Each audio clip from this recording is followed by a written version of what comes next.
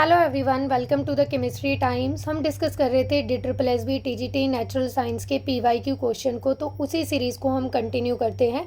तो देखते हैं आज का फर्स्ट क्वेश्चन क्या है। ए solution contains 50 gram of common salt in 300 gram of water.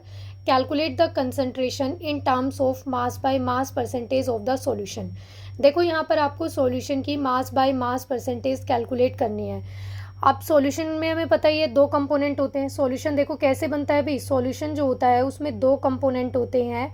कौन कौन से? एक होता है सोल्यूट और दूसरा क्या होता है भाई? सॉल्वेंट। सोल्यूट क्या होता है? जिसे हम क्या करते हैं भाई? डिज़ोल्व करते हैं। जिस कंपोनेंट को हम डिज़ोल्व कर रहे हैं वो क्या होता है? सोल्यूट होता है। और जिस मीडियम में हम डिज़ोल्व कर रहे होते हैं वो क्या होता है? आपका सॉल्वेंट होता है। तो यहाँ पर देखो आपको सॉल्यूशन बनाना है, तो यहाँ पर इस क्वेश्चन के अकॉर्डिंग जो आपका सोल्यूट होगा वो क्या बनेगा भाई? कॉमन सॉल्ट, जिसकी अमाउंट आपको क्या गिवन है? 50 ग्राम। और जो सॉल्वेंट है यहाँ पर, यानी कि जिसमें आप डिज़ोल्व कर रहे हो, वो क्या है यहाँ पर? वाटर। और वाटर की अमाउंट आपको कितनी गिवन है भाई? 300 ग्राम। तो यानी कि अब जब आप ये मास बाय मास परसेंटेज का फॉर्मूला देखते हो, मास बाय मास परसेंटेज का जो फॉर्मूला होता है, देखो वो क्या होता है? अमाउंट ऑफ सोल्यूट, यानी कि जो भी सोल्यूट की अमाउंट है वो आपको कहाँ रखनी है भाई? ऊपर न्यूमरेटर में होगी। और डिवाइड में क्या होता है? डिनोमिनेटर में हम क्या लेते हैं? Total weight of solution. यानी कि सॉल्यूशन किससे बनता है? देखो सोल्यूट प्लस सॉल्वेंट से। तो यहाँ पर आपको क्या करना है? टोटल वेट लेना है। अब जो टोटल वेट है देखो वो क्या होगा? सोल्यूट प्लस सॉल्वेंट की अमाउंट होगी। ओनली आपको सॉल्वेंट की अमाउंट नहीं लेनी है, और मल्टीप्लाई बाय 100। तो अब देखो यहाँ पर सोल्यूट क्या है भाई? Common salt. कॉमन सॉल्ट की अमाउंट कितनी है? 50 ग्राम। अपॉन में यहाँ पर टोटल वेट लेना है। तो टोटल वेट कैसे आएगा भाई? यहाँ पर सोल्यूट प्लस सॉल्वेंट से, यानी कि 50 प्लस 300। इट मीन्स ये कितना आ गया भाई? 350 ग्राम मल्टीप्लाई बाय 100। यहाँ पर ये ऐसे कट हो जाएगा, ये 7 आ गया, और 100 डिवाइड बाय 7 कितना आ जाएगा भाई? 14.28%, ये समथिंग कुछ आएगा। तो इस क्वेश्चन का राइट आंसर क्या आ गया? Option number 3। ये क्वेश्चन हमने लास्ट वीडियो में भी डिस्कस किया था, बट वहाँ पर वो टोटल वेट में मैंने बाय मिस्टेक क्या किया था भाई? 300 करके ही सॉल्व कर दिया था। आंसर करेक्ट बताया था, बट यहाँ पर टोटल वेट में ये वाली बात मतलब बाय मिस्टेक रह गई थी कि सॉल्यूट प्लस सॉल्वेंट आपको करना है, और वो कितना होगा? 300 प्लस 50, यानी कि 350 gram. Next question, which of the following is an incorrect statement. यहाँ पर देखो आपको 4 स्टेटमेंट गिवन है, और इसमें से आपको इनकरेक्ट यानी कि रॉन्ग स्टेटमेंट आइडेंटिफाई करनी है। देखो स्टेटमेंट वाले क्वेश्चन बहुत आते हैं, इसके लिए आपको अच्छे से थ्योरी पता होनी चाहिए, तभी आप स्टेटमेंट वाले क्वेश्चन को कर सकते हो। तो देखो यहाँ पर फर्स्ट जो स्टेटमेंट गिवन है ये क्या दी हुई है आपको कि ये solution is a homogeneous mixture, कि जो सॉल्यूशन होता है वो कैसा मिक्सचर होता है? भी होमोजीनियस मिक्सचर होता है। सेकेंड स्टेटमेंट आपको गिवन है कि the particle of a solution are smaller than 1 nanometre. Nanometre का मतलब क्या होता है भी? 10⁻⁹ मीटर। 1 नैनोमीटर किसके इक्वल होता है भी? 10⁻⁹ मीटर इन डायमीटर। यहाँ पर ये बताया कि सॉल्यूशन के जो पार्टिकल्स होते हैं उनका साइज़ 1 नैनोमीटर यानी कि 10⁻⁹ मीटर से भी क्या होता है? स्मॉल होता है। नेक्स्ट स्टेटमेंट आपको गिवन है कि because of very small particle size they do not scatter a beam of light passing through the solution, so the path of light is not visible in a solution. तो यहाँ पर ये बताया है कि यहाँ पर ये जो पार्टिकल्स होते हैं स्मॉल साइज होने की वजह से ये स्कैटरिंग फिनोमिना नहीं करते हैं, जिसकी वजह से जो पाथ ऑफ लाइट होता है जैसा कि टिंडल इफेक्ट में होता है वो यहाँ पर विजिबल नहीं होता है। नेक्स्ट स्टेटमेंट देखो क्या है? The solute particle of a solution can be separated by the mixture of from the mixture by the process of filtration. यहाँ पर बोला है कि जो सोल्यूट पार्टिकल्स होते हैं सॉल्यूशन में उन्हें आप सेपरेट कर सकते हो। कौन सी प्रोसेस है भाई? फिल्ट्रेशन प्रोसेस है। और फिल्ट्रेशन प्रोसेस कैसी होती है भाई? एक फिजिकल प्रोसेस होती है, फिजिकल मेथड होता है।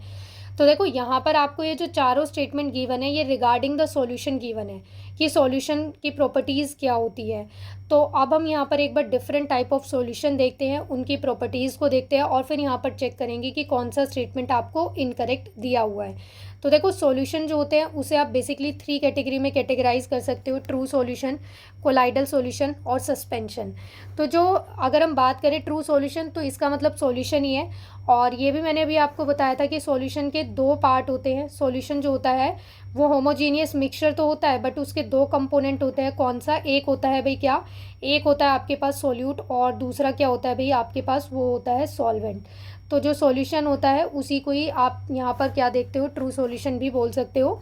तो देखो पार्टिकल साइज़ की बात करें तो लेस देन 10⁻⁹ मीटर, यहाँ पर देखो ये बताया हुआ है, तो इट मीन्स ये ट्रू सॉल्यूशन के लिए स्टेटमेंट करेक्ट है, बट आपको तो इनकरेक्ट वाली आइडेंटिफाई करनी है। और कोलाइडल सॉल्यूशन के लिए जो पार्टिकल साइज़ बताया है वो कितना बताया भाई, 10⁻⁹ मीटर से 10⁻�6 मीटर तक। और जो सस्पेंशन है इसके लिए जो पार्टिकल साइज़ बताया गया है वो कितना होता है अभी, मोर देन 10⁻�6 मीटर से होता है। तो यहाँ पर देखो फर्स्ट स्टेटमेंट तो करेक्ट है, मतलब सॉरी ये सेकंड स्टेटमेंट करेक्ट है। नेक्स्ट प्रॉपर्टी देखो नेचर। अब यहाँ पर जो ट्रू सॉल्यूशन होता है, सॉल्यूशन जो होता है वो होमोजीनियस नेचर का होता है। होमोजीनियस नेचर का मतलब क्या है कि उसमें कोई भी बाउंड्री विजिबल नहीं होती, अच्छे से वो क्या होते हैं, मिक्स हो जाते हैं। आप बता नहीं सकते कि कौन सा कंपोनेंट कहाँ पर है। जैसे देखो फॉर एग्जांपल, जब आप शुगर सॉल्यूशन बनाते हो, सॉल्ट सॉल्यूशन बनाते हो, तो आप वाटर के अंदर शुगर या फिर सॉल्ट को ऐड करते हो, और आफ्टर डिजॉल्विंग द शुगर और सॉल्ट आप क्या देखते हो कि वहाँ पर आपको सॉल्ट पार्टिकल्स या फिर शुगर के पार्टिकल्स विजिबल नहीं होते, वो क्या होते हैं, अच्छे से मिक्स हो गए, तो उसे ही आप क्या बोलते हो, होमोजीनियस मिक्सचर बन जाता है। तो जो ट्रू सॉल्यूशन होते हैं वो होमोजीनियस इन नेचर होते हैं। कोलोइडल सॉल्यूशन कैसे होते हैं, हेट्रोजीनियस नेचर के होते हैं। वो लगते हैं हमें होमोजीनियस है, बट वो एक्चुअल में होते कैसे हैं, हेट्रोजीनियस होते हैं। और सस्पेंशन कैसे होते हैं, हेट्रोजीनियस। अब हेट्रोजीनियस का मतलब क्या होता है, जिसके अंदर क्या होता है, बाउंड्री विजिबल होती है, ठीक है, अलग अलग कंपोनेंट रहते हैं, अच्छे से वो डिजॉल्व नहीं हो पाते हैं। नेक्स्ट पॉइंट क्या है, देखो विजिबिलिटी। अब यहाँ पर फर्स्ट पॉइंट देखो, इसमें बताया गया था कि होमोजीनियस होता है, तो सॉल्यूशन होमोजीनियस होता है, बिल्कुल करेक्ट है। तो फर्स्ट और सेकंड स्टेटमेंट तो करेक्ट दी हुई है। नेक्स्ट प्रॉपर्टी देखते हैं अब हम, क्या है भाई, विजिबिलिटी। विजिबिलिटी में देखो, अब यहाँ पर जो सॉल्यूट पार्टिकल्स है अगर वो अच्छे से मिक्स हो गए हैं तो उसे आप इन नेकेड आइज से नहीं देख सकते, वो कैसे होते हैं, इनविजिबल होते हैं। एंड ऑल्सो द इनविजिबल होते हैं also under the microscope, microscope से भी उसे आप नहीं देख पाते हो। तो ये कैसे होते हैं भी, इनकी विजिबिलिटी नहीं होती है। अब नेक्स्ट देखते हैं, नेक्स्ट है कोलोइडल सॉल्यूशन की विजिबिलिटी। इसमें देखो क्या है, solute particles are invisible to naked eyes, यानी कि नेक आई से तो आप इन्हें नहीं देख सकते, बट जो पावरफुल माइक्रोस्कोप्स होते हैं उनके थ्रू आप यहाँ पर जो सॉल्यूट पार्टिकल्स हैं उनको देख सकते हो। नेक्स्ट है सस्पेंशन। जो सस्पेंशन टाइप के सॉल्यूशन होते हैं उसमें क्या होता है, सॉल्यूट पार्टिकल जो होते हैं वो नेकेड आई से भी विजिबल होते हैं, यानी कि आप उसको नॉर्मली भी देख सकते हो। नेक्स्ट क्या है, फिल्ट्रेशन। यहाँ पर क्या है, देखो आप कोई भी फिल्टर पेपर से या कोई ऐसे करके क्या है, इनको सेपरेट नहीं कर सकते कि सॉल्यूट पार्टिकल और सॉल्वेंट यहाँ पर क्या हो गए, सेपरेट हो गए। तो यहाँ पर फिल्ट्रेशन करके आप कंपोनेंट को सेपरेट नहीं कर सकते हो। यहाँ पर क्या होता है, कोलोइडल सॉल्यूशन में जो सॉल्यूट पार्टिकल्स होते हैं पासिस थ्रू फिल्टर पेपर, वो फिल्टर पेपर से क्या हो जाते हैं, पास हो जाते हैं। नो रेजिड्यू लेफ्ट, कोई रेजिड्यू नहीं बचता है। But the particles can not pass through the parchment membrane, but जो पार्चमेंट मेम्ब्रेन होती है उससे वो पास नहीं हो सकते, वहाँ पे वो फिल्टर हो जाते हैं। नेक्स्ट है सस्पेंशन। जो सस्पेंशन है देखो, इनके पार्टिकल्स तो बड़े ही साइज़ के हैं और आप इन्हें देख भी पाते हो नेकेड आई से। तो यहाँ पर क्या है भाई, ये पार्टिकल जो है can not pass through the filter paper, ये फिल्टर पेपर से पास नहीं होते, एंड जो इनका रेजिड्यू रहता है वो फिल्टर पेपर के ऊपर विजिबल होता है। नेक्स्ट है ट्रांसपेरेंसी। तो ट्रांसपेरेंसी में क्या होता है, जो ट्रू सॉल्यूशन होते हैं ट्रांसपेरेंट होते हैं, ट्रांसलूसेंट होते हैं, और जो सस्पेंशन होते हैं कैसे होते हैं, ओपेक इन नेचर होते हैं। तो अब देखो फर्स्ट और सेकंड स्टेटमेंट तो ट्रू सॉल्यूशन की है, आपको सिर्फ यही वाली प्रॉपर्टीज़ देखनी थी। नेक्स्ट आपको क्या दिया हुआ, देखो थर्ड स्टेटमेंट, यहाँ पर क्या बताया कि पार्टिकल का साइज़ बहुत स्मॉल होता है जिसकी वजह से यहाँ पर ये स्कैटरिंग ऑफ लाइट नहीं करते हैं, तो और यहाँ पर पाथ ऑफ लाइट विजिबल नहीं होता, तो ये भी करेक्ट दिया हुआ है। फोर्थ स्टेटमेंट आपको दिया हुआ है कि यहाँ पर आप इसे क्या कर सकते हो, फिल्ट्रेशन से सॉल्यूट और सॉल्वेंट पार्टिकल्स को, यानी कि जो यहाँ पर सॉल्यूशन के कंपोनेंट है उन्हें सेपरेट कर सकते हो, बट आपने यहाँ पर देखा कि फिल्ट्रेशन से आप इसे सेपरेट नहीं कर सकते। इट मीन्स यहाँ पर फोर्थ स्टेटमेंट आपको रॉन्ग दिया हुआ है। तो इस क्वेश्चन का राइट आंसर क्या आ जाएगा भी, option number 4। Next question, choose the correct arrangement of the following substance in decreasing order of forces of attraction between the particles milk, would and hydrogen. यहाँ पर देखो आपको ये 3 सब्सटेंसेस गिवन है, कौन कौन से, milk, would and third option is hydrogen. अब देखो इन तीनों में आपको क्या चेक करना है, अभी फोर्स ऑफ अट्रैक्शन चेक करना है, और इसी के अकॉर्डिंग आपको क्या करना है, डिक्रीजिंग ऑर्डर सेट करना है। तो देखो मिल्क जो है वो कौन सी स्टेट में है, वो लिक्विड में है। फिर वुड जो होता है वो कौन सी स्टेट में है भी, सॉलिड में है। और जो हाइड्रोजन है वो आपको पता ही है क्या होती है, गैस होती है, तो ये गैसियस स्टेट में है। अब आपको ये पता है कि जो सॉलिड होते हैं उनमें जो पार्टिकल्स का अरेंजमेंट होता है वो कैसा होता है, क्लोज होता है, ठीक है। इनमें इंटर पार्टिकल जो स्पेस रहता है वो क्या होता है, मिनिमम होता है। अगर यहाँ पर इंटर पार्टिकल स्पेस मिनिमम है तो यहाँ पर फोर्स ऑफ अट्रैक्शन क्या रहती है, सबसे ज़्यादा होती है। तो इट मीन्स वुड जो है उसमें फोर्स ऑफ अट्रैक्शन सबसे ज़्यादा होगी। आपको डिक्रीजिंग ऑर्डर लगाना है ना, तो सबसे पहले आपको ज़्यादा अट्रैक्शन वाला रखना पड़ेगा। अब बचा क्या, यहाँ पर देखो मिल्क है, और थर्ड ऑप्शन क्या है भाई, ये जो थर्ड आपको सब्सटेंस गिवन है दैट इज हाइड्रोजन। तो गैशियस में तो क्या होता है, पार्टिकल्स रैंडमली अरेंज रहते हैं, रैंडमली इधर उधर रहते हैं, तो इनमें तो फोर्स ऑफ अट्रैक्शन सबसे मिनिमम होगी। तो यानी कि यहाँ पर थर्ड नंबर पे जो आएगा वो क्या आ जाएगा, हाइड्रोजन होगा। और जो सेकंड नंबर पे होगा वो क्या होगा भाई, यहाँ पर मिल्क होगा। तो यहाँ पर अब देखो ये कौन से आपको ऑप्शन में ऐसा सीक्वेंस गिवन है। तो देखो ये आपको गिवन है ऑप्शन नंबर 1 में, तो यहाँ पर इसका करेक्ट आंसर क्या आ जाएगा, option number 1। Next question, if we convert 287 kelvin to Celsius scale we get. यहाँ पर देखो आपको क्या करना है, 287 जो केल्विन टेम्परेचर आपको गिवन है, इस टेम्परेचर को डिग्री सेल्सियस में कन्वर्ट करना है। तो देखो अगर आपको डिग्री सेल्सियस टेम्परेचर गिवन होता है और आपको केल्विन में कन्वर्ट करना होता है, तो आप क्या करते हो, जो भी टेम्परेचर आपको गिवन है उसमें 273 क्या कर देते हो, ऐड कर देते हो, 273 केल्विन, और आपके पास जो फाइनल आंसर आता है वो क्या हो जाता है, केल्विन टेम्परेचर होता है। अब यहाँ पर क्या करना है, आपको केल्विन में गिवन है और सेल्सियस में कैलकुलेट करना है। तो क्या करोगे, यहाँ पे 273 को माइनस कर दोगे, तो यहाँ पर क्या आ जाएगा, देखो 287 में से आपको सब्ट्रैक्ट करना है 273, तो ये आपके पास आएगा 14 डिग्री सेल्सियस। तो इस क्वेश्चन का राइट आंसर क्या आ गया अभी, option number 3। Next question, which of the following is use an oxidant in the rockets to burn the fuel. यहाँ पर देखो रॉकेट्स में फ्यूल के साथ साथ एक ऑक्सीडाइजर भी यूज होता है। अब वो क्या हो सकता है, liquid oxygen, liquid nitrogen, liquid helium, liquid argon, क्या होता है वो। तो देखो जो रॉकेट्स होते हैं इनमें और जो बूस्टर्स होते हैं इसमें हम फ्यूल के साथ साथ एक दूसरा सब्सटेंस भी यूज़ करते हैं which is known as oxidiser, या फिर आप उसे ऑक्सीडेंट भी बोल सकते हो। तो अब देखो यहाँ पर जो फ्यूल्स है वो क्या क्या हो सकते हैं, केरोसिन है, अल्कोहल है, हाइड्रोजीन है, इसके डेरिवेटिव्स हो सकते हैं हाइड्रोजीन के, और लिक्विड हाइड्रोजन हो सकती है। बट अब यहाँ पर रॉकेट्स के लिए पूछा है, तो रॉकेट्स में जो एज एन ऑक्सीडाइज़र यूज़ होता है वो क्या क्या हो सकते हैं, देखो nitric acid, nitrogen tetroxide, liquid oxygen और लिक्विड फ्लोरीन। तो यहाँ पर देखो आपको ऑप्शन क्या दिया हुआ है भाई, लिक्विड ऑक्सीजन। तो यहाँ पर इस क्वेश्चन का राइट आंसर क्या आ जाएगा, option number 1। Next question, ozone is a molecule form by how many atom of oxygen. अब यहाँ पर ये बोला है कि ओजोन जो मॉलिक्यूल होता है उसमें कितने ऑक्सीजन एटम होते हैं। तो देखो ये तो सबको ही पता है, ओजोन का जो फॉर्मूला होता है दैट इज O3, और ये कितने एटम से मिलकर बना होता है भाई, 3 एटम से। तो यहाँ पर इस क्वेश्चन का राइट आंसर क्या आ जाएगा भाई, option number 3। Next question, the excessive use of fertilisers and pesticides in agriculture has led to which of the following phenomena. First option आपको दिया है यूट्रिफिकेशन, सेकंड दिया है फोटोकेमिकल स्मोक, और थर्ड है डिकेंटेशन। तो देखो इस क्वेश्चन में क्या पूछा है कि एग्रीकल्चर जो प्रोसेस होता है उसमें हम फर्टिलाइजर्स और पेस्टिसाइड्स को यूज़ करते हैं, तो इनके एक्सेसिव यूज से क्या हो जाता है, यूट्रिफिकेशन होता है, फोटोकेमिकल स्मोक होता है, फिर डिकेंटेशन होता है। तो देखो फोटोकेमिकल स्मोक जो होता है ये तो क्या है, एक तरह का पोल्यूशन होता है, और ये किसकी वजह से होता है भाई, बेसिकली नाइट्रोजन की ऑक्साइड की वजह से होता है। और जो डिकेंटेशन होता है ये भी क्या है, एक सेपरेशन टेक्निक होती है, ठीक है, जिसमें हम क्या करते हैं, डिफरेंट डेंसिटी वाले सब्सटेंसेस को सेपरेट करते हैं। जैसे फॉर एग्जांपल वाटर और ऑयल का अगर मिक्सचर है आपके पास, तो उसके लिए हम कौन से प्रोसेस को यूज़ करेंगे, डिकेंटेशन मेथड को यूज़ करते हैं। और अब हम यहाँ पर देखते हैं यूट्रिफिकेशन क्या होता है। तो देखो यूट्रिफिकेशन क्या है, it is a rapid excessive growth of algae and other plants in nutrient enrich water bodies. यानी कि वाटर बॉडीज़ में क्या होता है, एल्गी और जो भी मतलब वाटर प्लांट्स होते हैं वो क्या होती है, उनकी ग्रोथ एक्सेस हो जाती है, ग्रोथ ज़्यादा होने लगती है, leading to organic loading and depletion of dissolve oxygen. और साथ में क्या है, देखो इन प्लांट्स की तो क्या होगी, एक्सेस में ग्रोथ होगी, इन प्लांट्स की तो एक्सेस में क्या होगी भाई, ग्रोथ होगी। बट वहाँ पर जो एक्वेटिक जो बॉडीज़ रहती है, यानी कि जो भी वाटर बॉडीज़ है, वहाँ पर जो डिजॉल्व ऑक्सीजन होती है उसकी अमाउंट क्या हो जाती है, कम हो जाती है, which is harmful for the aquatic animals. यानी कि जो भी पानी के अंदर एनिमल्स रहते हैं उनके लिए वो क्या होता है, हार्मफुल होता है।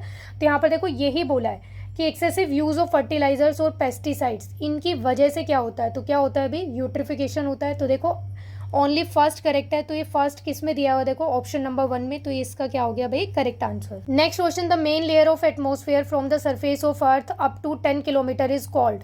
ये क्वेश्चन हम कई बार डिस्कस कर चुके हैं, कहीं पे 10 का पूछा है, कहीं पे 50 का पूछा है, तो एक बार ये वाला टॉपिक आप अच्छे से देख लेना। यहाँ पे तो ये लेयर का पूछा हुआ है, बट ये क्वेश्चन घुमा फिरा के किसी और तरीके से भी पूछ सकता है।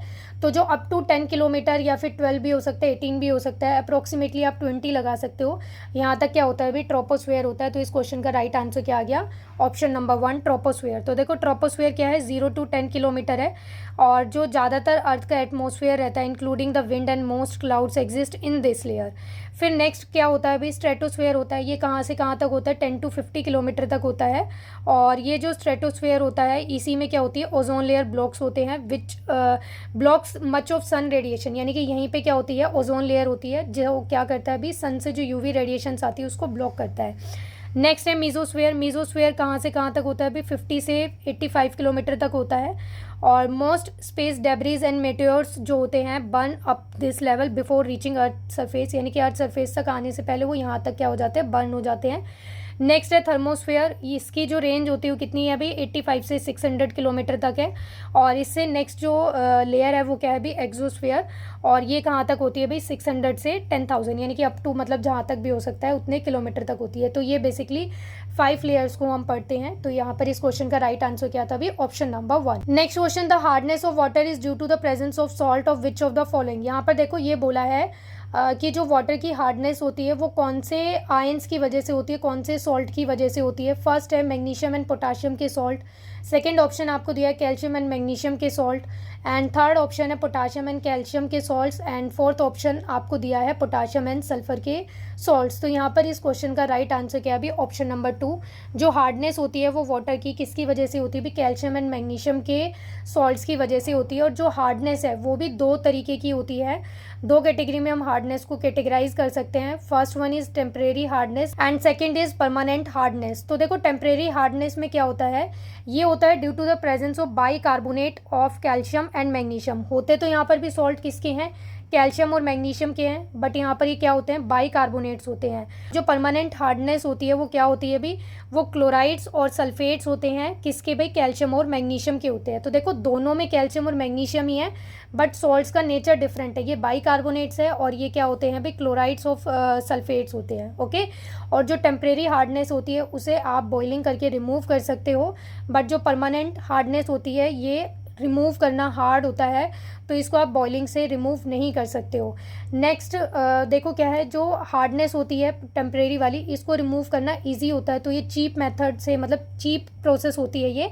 और जो परमानेंट हार्डनेस होती है इसको रिमूव करना क्या होता है, एक्सपेंसिव पड़ता है। ओके। अब यहाँ पर नेक्स्ट क्वेश्चन देखते हैं। एक और क्वेश्चन भी देखो हार्डनेस से रिलेटेड आया हुआ है। इससे पहले देखो पॉल्यूशन से रिलेटेड क्वेश्चन है, इसको देखते हैं। क्या है देखो, increase carbon dioxide level in earth atmosphere leads to the phenomena of. यहाँ पर ये बोला है कि अगर एटमॉस्फेयर के अंदर कार्बन डाइऑक्साइड का अमाउंट क्या होता है, ज़्यादा हो जाता है, तो उसकी वजह से कौन सा फिनोमिना होता है, एसिड रेन होता है। नेक्स्ट है फोटोकेमिकल स्मोक। इससे नेक्स्ट आपको ऑप्शन दिया है ग्रीन हाउस इफेक्ट, और फोर्थ है ओजोन होल। तो देखो ओजोन होल जो होता है वो तो क्लोरोफ्लोरोकार्बन की अमाउंट बढ़ने की वजह से होता है, क्लोरोफ्लोरोकार्बन मेनली रिस्पॉन्सिबल होता है। फोटोकेमिकल स्मोक अभी हमने देखा था नाइट्रोजन के ऑक्साइड्स की वजह से होता है, और एसिड रेन का भी रीज़न आपको पता ही है। तो इसका राइट आंसर आएगा क्या आएगा भी, ऑप्शन नंबर 3।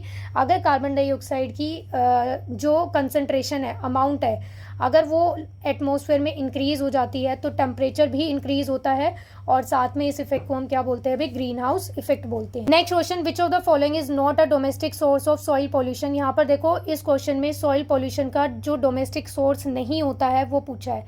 अब यहाँ पर डोमेस्टिक सोर्स से क्या मतलब है, तो डोमेस्टिक सोर्स से यहाँ पर ये मतलब है कि जो भी आपके हाउस होल्ड पॉल्यूटेंट रहते हैं जिसकी वजह से पॉल्यूशन होता है, हाउस होल्ड यानी कि बेसिकली हाउस होल्ड मतलब घर में जो भी आप यूज़ करते हो उसकी वजह से जो पॉल्यूशन होता है उस सोर्स को हम क्या बोलेंगे, डोमेस्टिक सोर्स बोलेंगे। तो देखो ऑप्शन आपको क्या दिया है, plastic bags, fertilisers, kitchen waste, glass bottles. तो देखो प्लास्टिक बैग्स, किचन वेस्ट और ग्लास बोतल ये सभी तीनों किससे रिलेटेड है भाई, हाउस होल्ड से रिलेटेड है, डोमेस्टिक सोर्स बोल सकते हैं आप इसको। बट जो फर्टिलाइजर्स होते हैं ये क्या होते हैं अभी, एग्रीकल्चर प्रोसेस में यूज़ होते हैं, एग्रीकल्चर मेथड में यूज़ होते हैं। तो यहाँ पर जो डोमेस्टिक सोर्स नहीं है सॉइल पॉल्यूशन का वो क्या है अभी, option number 2 fertilisers. Next question, the soda lime process to convert the hard water into soft water is also known as. देखो ये क्वेश्चन फिर से हार्डनेस ऑफ वाटर से रिलेटेड है। अभी लास्ट उसमें ही डिस्कस किया था क्वेश्चन में कि जो हार्डनेस होती है वो दो तरीके की होती है, एक टेम्परेरी और दूसरी क्या है, परमानेंट। जो टेम्परेरी होती है उसमें क्या देखे थे हमने, बाइकार्बोनेट्स होते हैं मैग्नीशियम और कैल्शियम के, और जो परमानेंट हार्डनेस होती है वो क्लोराइड्स और सल्फेट्स होते हैं कैल्शियम और मैग्नीशियम के।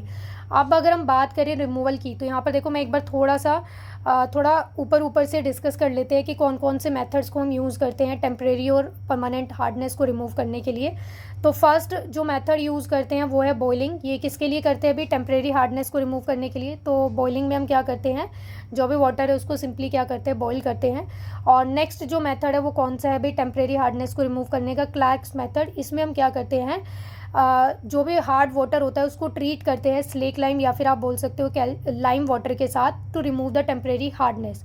अब इस क्वेश्चन में यही बोला है। इसी मेथड को देखो, क्लार्क्स मेथड को हम सोडा लाइम भी बोल सकते हैं। क्यों, क्योंकि यहाँ पर हम स्लेक लाइम वाटर यूज़ कर रहे हैं। तो इस क्वेश्चन का तो राइट आंसर क्या आ जाएगा भी, ऑप्शन नंबर 1। अब हम यहाँ पर एक बार परमानेंट हार्डनेस को रिमूव करने के लिए कौन कौन से मेथड होते हैं उनको भी देखते हैं। तो फर्स्ट है परमुटेट मेथड। इसमें हम क्या करते हैं, जियोलाइट का यूज़ करके हार्डनेस को रिमूव करते हैं। नेक्स्ट है काल्गन्स मेथड। इसमें आप क्या करते हो भी, इसमें फॉर्मेशन ऑफ कॉम्प्लेक्स, यानी कि कॉम्प्लेक्स की फॉर्मेशन करते हो। Calgons take place which helps in ionizing the complex anions from the hard water. यहाँ पर आप एक कॉम्प्लेक्स फॉर्मेशन करते हो, उसके थ्रू हार्डनेस को रिमूव करते हो। और नेक्स्ट मेथड है आयन एक्सचेंज रेजिन मेथड। इसमें कटायन और अनायन दोनों का होता है। तो इसमें आप क्या करते हो, sodium ions are use to coat an exchange medium in softener in order to remove the hardness of water. ये जो हार्डनेस ऑफ वाटर का जो टॉपिक है ये आपको क्लास 11th में मिलेगा। तो एक बार ये सारे मेथड्स में किस में हम क्या करते हैं, कैसे कौन सी केमिकल प्रोसेस भी होती है, ये सब एक बार अच्छे से रिवाइज कर लेना। तो ये थे आज के क्वेश्चंस। नेक्स्ट क्लास में हम और दूसरे शिफ्ट के एग्ज़ाम के क्वेश्चंस को डिस्कस करेंगे। तब तक पढ़ते रहना, रिवाइज करते रहना। मिलते हैं नेक्स्ट क्लास में।